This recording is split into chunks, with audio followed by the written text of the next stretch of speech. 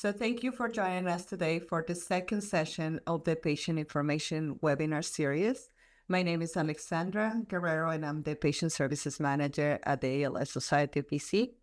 This webinar series is proudly presented in partnership with Mitsubishi Tanabe Pharma Canada.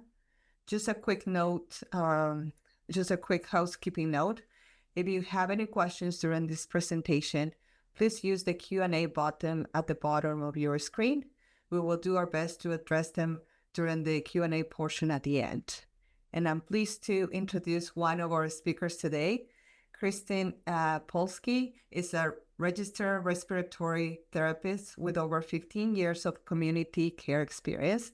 She joined PROP in 2021 as a community care respiratory therapist and became the program's manager in 2024. She lives in Vancouver with her cat Sakamoto. The second speaker is Ean Price, who is deeply committed to improving the lives of people with physical disabilities, something he understands firsthand as someone living with spinal muscular atrophy type 2. As peer program manager and innovation strategist at Technology for Living, he leads initiatives that promote independence, inclusion, and practical support. Through his company, ICANN Resource Group, Inc., he also provides assistive technology solutions and accessible travel and consulting. He also volunteers within the disability community to support peer-led initiatives and promote access for all. Thank you. Thank you.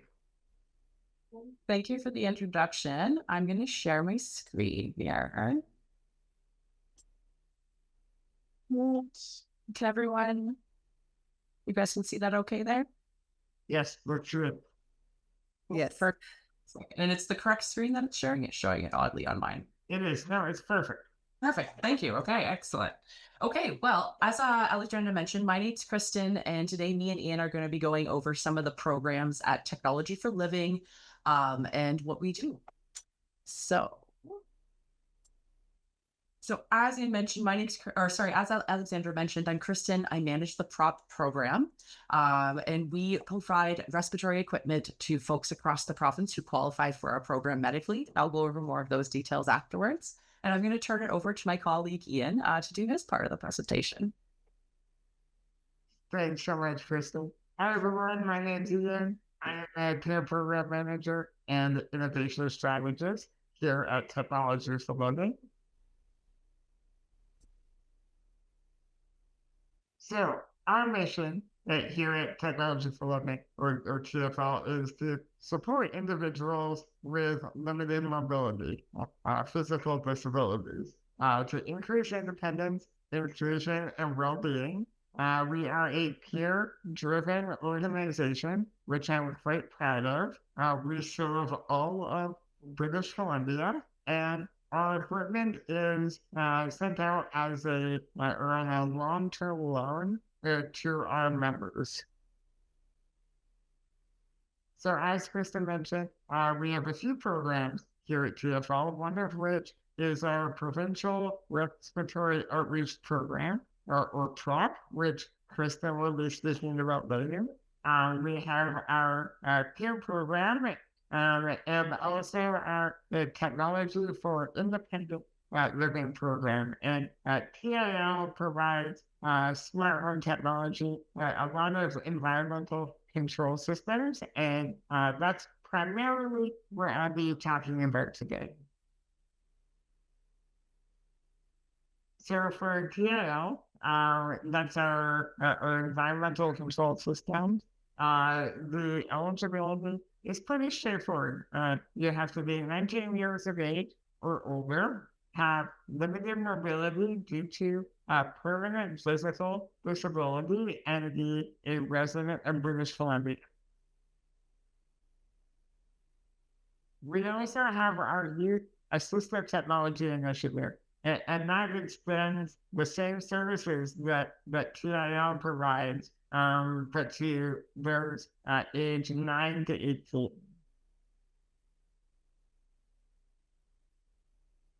So what is smart home tech?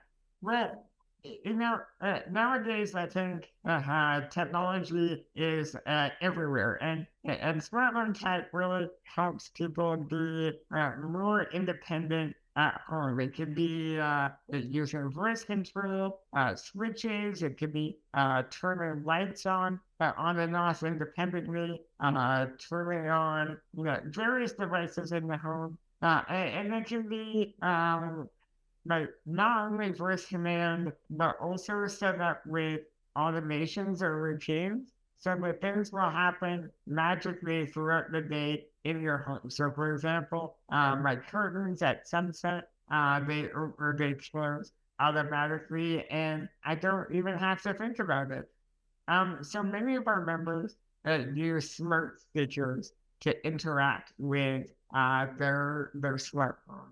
And it could be from various suppliers, Amazon and Apple and Google. It really depends on the person. And it's as easy as just giving a command to say, hey, can you turn the lights on? You can also ask them various other questions, what the weather is, like what your favorite sports team is doing, et cetera, et cetera. So they're pretty handy. But that's not the only way that you can control your home. Next slide, please. So for those who are nonverbal or frankly just prefer not to speak to their house, you can also use switches or buttons to turn things on and off in the house. And also many of our members use sip and pop, which is simply a straw mounted to the wheelchair, and you can sip or pump into the straw, almost like Morris code, and be able to control your home that way. So there's lots of options. Now, we don't provide phones and tablets, but we do provide mounting solutions, and we have a ton of different models to fit every size of tablet or phone. And this is great for mounting, let's say, onto your wheelchair or maybe even your bedside. So I think the first starting point for a smart home, or at least where I started, is with a smart light bulb. And honestly, I know I'm a little bit of a nerd, but I sat there for probably a half hour turning that first light bulb on and off in my living room, simply because I've never been able to do that before. It was so unique to me. And so I highly recommend for everybody listening that this is a great starting point. And to add to that, we offer motion sensors. And the great thing about this is, let's say you have a light in your hallway or your bedroom, and you don't want to have to give a command every time to turn the light on or off. With a motion sensor, as soon as you enter the room, the light turns on, and then when you exit the room, the light turns off. And don't worry, you can set this for certain times of day. So in the middle of the night, the light doesn't have to turn on if you choose not to. Smart plugs are also very popular with our members. You can plug them into various devices that are not so smart around your house. So, for example, maybe a lamp, a fish tank, a wheelchair charger. There's so many different options. Smart thermostats are also extremely popular. Many of our members find that it's difficult to physically reach out and touch a thermostat.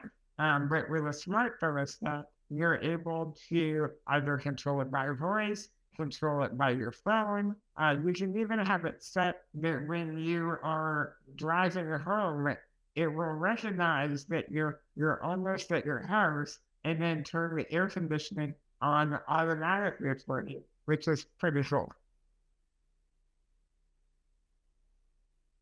smart entertainment. So we have a number of devices to help interact with your television and your home entertainment. So starting so this particular device is a Fire TV Shoot. And the really cool thing about it is that you can open up Netflix, for example, and you can navigate completely hands-free. Privacy is always important for all of us. Smart curtains are extremely easy to install. It's just a little battery-powered motor that pulls your curtain, open and close, and we have various solutions for blinds and curtains. Smart locks. Again, it's really easy to install. It takes about 5 or 10 minutes. The great thing about these is that it uses the same hardware. So you don't have to change the key to your deadbolt, for example. And something really handy here is that you can give permissions to, let's say, your family or your caregivers, so that they only have access to unlock your door at certain times of day. So let's say you have a caregiver that usually works Mondays and Tuesdays from 10 a.m. Until 3 p.m. Well, you can have it so that maybe an hour before their shift, then they're able to unlock the door, but only at that time. And then you're able to remove those permissions at any given time, so you don't have to give out physical keys to all of your care providers. And then this is one of my favorite devices. It's a little robotic finger that extends, and this can be placed on almost anything. And so in this example, it's attached to a coffee maker. So in the morning, I can give a command and it will start my coffee for me. Something I've never been able to do before. I love them. Extremely versatile. I have them all over my house. And so this is just another example of how we can customize solutions for everybody's home to make sure they're as independent as possible. For new gamers out there, we just started offering adaptive gaming controllers, switches, and joysticks. So if you're interested in playing Xbox, PlayStation, Nintendo, feel free to give us a call, and we'd be happy to help you out. We also have our automatic door opener program. Now, this is a separate application because, well, frankly, these doors or door openers are pretty expensive. So we want to make sure they're going to the appropriate home. But they're able to be operated a number of different ways. One, as you can see on the left, is a little remote that you can push a button to open and close the door. But we're also able to modify it so that you can open and close it by voice, speaking to either your phone or your favorite voice assistant.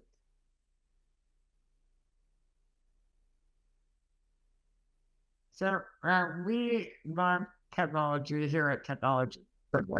And something I'm very proud of is we have a monthly YouTube channel called We Talk Tech. And we speak with a number of our members, guest speakers, DJs, you name it. This is a great opportunity to learn about technology, but also to learn from your community. So if you haven't checked it out already, go to YouTube, type in Technology for Living, and enjoy it.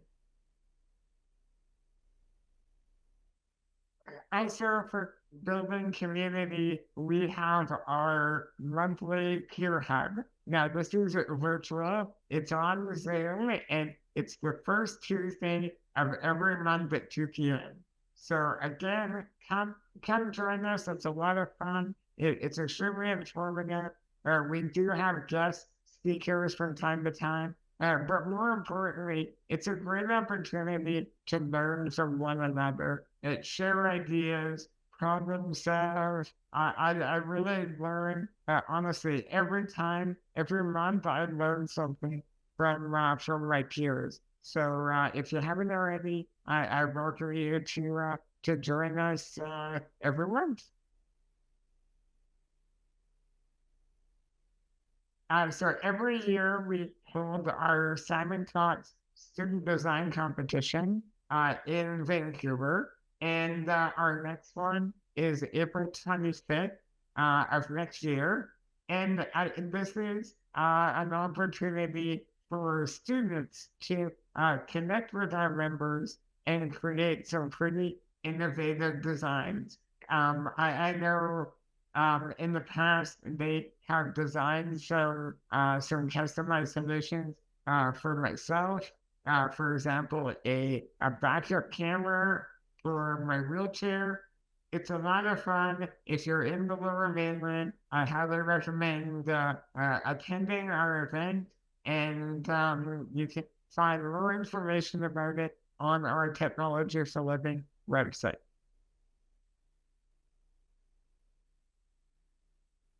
I'd like to take an opportunity to thank all of our generous donors. All of the services that we provide are at no cost, and well, aside from the door opener possibly, but it really our services are here to assist our members. We know that at times there can be a financial barrier, so we're really trying hard to overcome that. And we couldn't do it without the full support of our donors. So thank you. Okay, awesome. Thanks, Ian. And so now I'll just talk about the PROP program. So as we mentioned, PROP stands for the Provincial Respiratory Outreach Program. So PROP, as it's part of the TFL umbrella, is a nonprofit organization. However, we don't operate with donations. We operate with funding from the Ministry of Health that comes from all the various health authorities that we serve. We serve the entire province of BC. And our mandate at TFL, of course, is to work with people who have severe physical disabilities and help them live as well and as independently as possible. And we support people who want to live independently in the community, who can direct their own care and meet our medical criteria. So we support people with neuromuscular disorders or chest wall restrictions that have documented hypercapnia. However, ALS is not subject to this criteria, meaning that the only thing that you need medically is the diagnosis of ALS and a referral by your respirologist. We don't accept referrals from family physicians, nurses, occupational therapists, or anyone who isn't a respirologist when it comes to needing any kind of ventilatory support. Our program serves over 1,000 people across BC. We grow by about 20% annually, and we have 8 full-time RTs who go across the province and see members in their homes. So the different services that PROP offers is we start with respiratory therapy services. All of our existing PROP members are seen for an annual respiratory assessment at minimum and as needed for additional support. PROP does the majority of our new member setups in their homes, with the occasional virtual or remote setup for people who live in geographically challenging areas that we cannot reach in a timely manner, or to help expedite someone getting out of the hospital if they're not local. We provide 24/7 phone support for any kind of urgent issues, any kind of urgent equipment troubleshooting as well. For education services, for those who are tracheostomy and ventilator users, we actually have a tracheostomy and ventilator training course. Sorry, one moment. We run this course every month, basically, and that's for folks who already are pre-existing members of our program who have new caregivers. And if you are new to having a tracheostomy and ventilator, we'll actually do a custom course with just you and your caregivers so that they get a really good training that's specific to the person or the member themselves. For online resources, we have a really extensive library of cheat sheets, manuals, and educational videos, and those can be found under the resource section of our website, and I'll show you that afterwards as well. And then we also do in-home equipment setup appointments with respiratory therapists who teach you how to use and maintain all your equipment, as I mentioned. So during your initial visit, the RT usually brings all of the things the doctor has ordered for you. and takes about an hour to 2 hours, depending on how many questions you have, to show you how to use all that equipment and answer any questions. So as I mentioned, on our website, which is technologyforliving.org, under the resources section, which is at the menu at the top there, we have all of our different videos on how to do all of the various skills. Those are broken down based if you're a ventilator or BiPAP user. So there's different videos for each type of therapy, as well as cheat sheets and handouts for all of the equipment that we supply folks. So for equipment, all of prop members who are ventilator bound, meaning that they use a ventilator or are invasively ventilated, meaning that they have a tracheostomy, we always give 2 units just in case the device malfunctions. And for BiPAP users or folks who are non-invasively ventilated, if you do end up using it for more than 10 to 12 hours per day, we do give 2 units, but otherwise everyone also just gets 1 unit to start off with. These are the different makes and models of ventilators and BiPAPs that we carry and the type of equipment that we provide in the home. Other equipment that we provide are something called a nebulizer, which is something that helps create a humidifying mist or sometimes delivers medication through a mask, a cough assist machine, or various types of suction units. When it comes to the cough assist machines, just a note, they are only approved on a case-by-case basis because we have such a limited number of them, but we have asked for more in the future.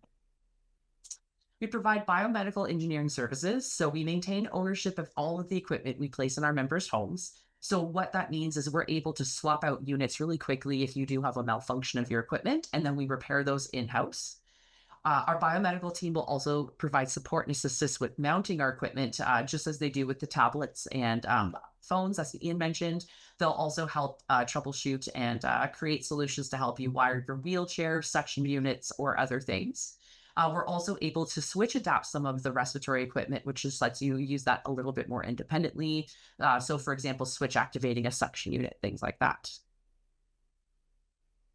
And that's everything about the prop program as it relates to the services that we provide. And so if anyone has any questions, we can answer those from the chat now.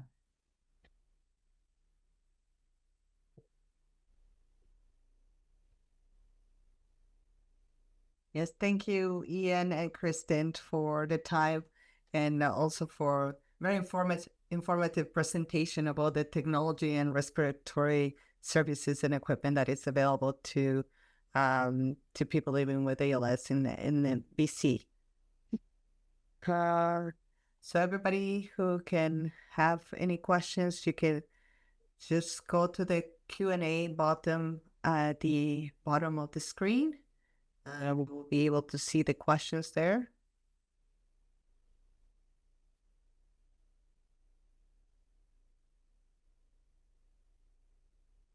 Oh, one more thing that sometimes I see people requesting the equipment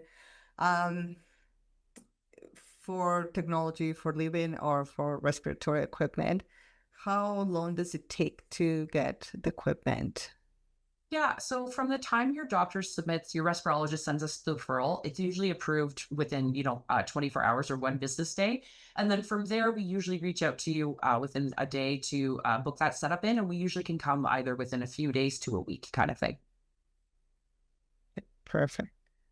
Yeah, that's great that there's not a waiting time to get equipment. So,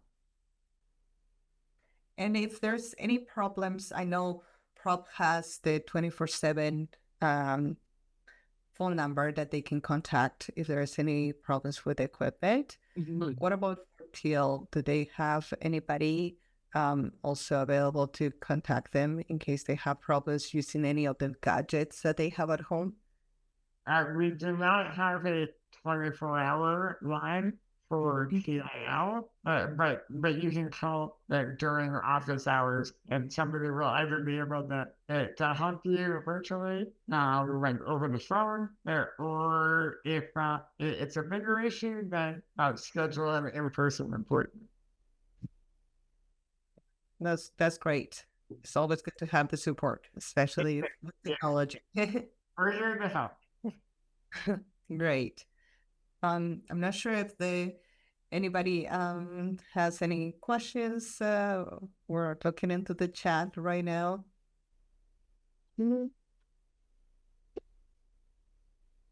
And sometimes I also receive it by email. So let me check my email. Oh, it looks like there's one question for Ian. Someone asked, love your talk, Ian. As a fellow device nerd, any assistance for operating a vehicle? So that's a good question. We don't offer any assistive technology for operating a vehicle, but I would reach out to GF Strong in Vancouver. I think they have occupational therapists that might be able to help you there.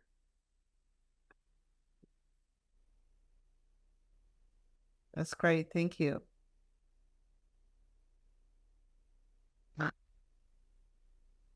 Yeah, the other question kind of, I think it's missing more information in there. No problem. Yeah, it seems like it was everything very concise and very clear. I'm sure people who were not able to join us today, they can log into our website and check the webinar on their own time. So thank you so much to both of you. Our next webinar will take place on Tuesday, October 14th. And if you have any suggestions for topics, feel free to send it my way to Alexandra at alsbc.ca.